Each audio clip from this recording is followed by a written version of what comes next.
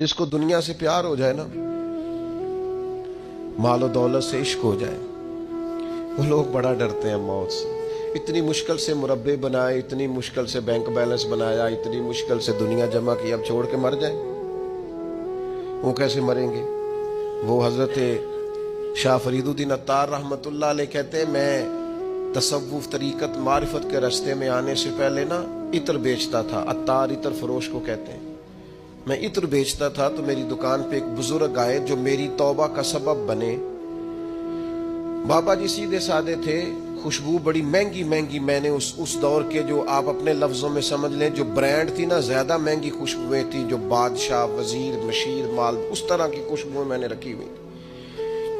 تو بابا جی آئے تو کبھی ایک شیشی دیکھیں، کبھی دوسری دیکھیں، کبھی تیسری دیکھیں۔ تو اچھے سیلز مین جو ہوتے ہیں وہ گاہک سے خود بڑھ کے پوچھ لیتے ہیں کیا چاہیے۔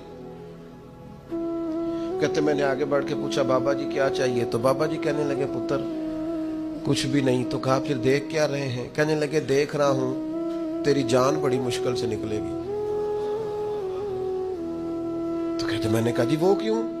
کہنے لگے اتنا مال جمع کیا ہے، جب تم مرنے لگے گا کبھی یہ والی بوتل یاد آئے گی، کبھی یہ والا شو کیس یاد آئے گا، کبھی یہ والا، نہیں سمجھ آئی؟ یعنی کبھی یو بی ایل والا اکاؤنٹ یاد آئے گا، کبھی مسلم کمرشل والا، اب آ گئی یہ سمجھ، کبھی وہ جناب وہ ایچ بی ایل والا یاد آئے گا، تو بڑی مشکل ہو جائے گی، تو کیسے مرے گا؟ تو کہتے ہیں میں دنیا دار تھا، مجھے غصہ آیا، میں نے بڑے تلخ اور طنزیہ لہجے میں کہا میری جان تو مشکل سے نکلے گی تو تیری کیسے نکلے گی؟ کہتے ہیں بابا کہنے لگا بیٹا ادھر آنا باہر۔ میں سین میں آیا، وہ زمین پہ لیٹا، اس نے کلمہ پڑھا اور اس کی روح پرواز کر گئی، میری یوں نکلے گی۔ عرش فرشتے بانگا ملیاں نہیں تے مکے پہ گیا شور، بلے شاہ ایسا نہیں مرنا، یہ تے مر گیا ہی کوئی اور، ایسے نکلے گی میری۔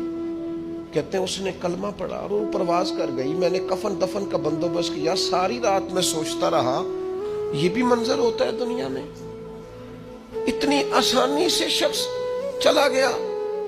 فرماتے ہیں بس پھر میں نے بھی صبح خیرات کی، کاروبار کو اتنا کیا جتنی مجھے ضرورت ہے، اور پھر میں نے بھی اپنا زیادہ وقت اپنے رب کی رضا کے لیے گزارنا شروع کیا۔ عزیز دوستو، دنیاوی مال و متاع کا پیار خوف پیدا کرتا ہے، خوف۔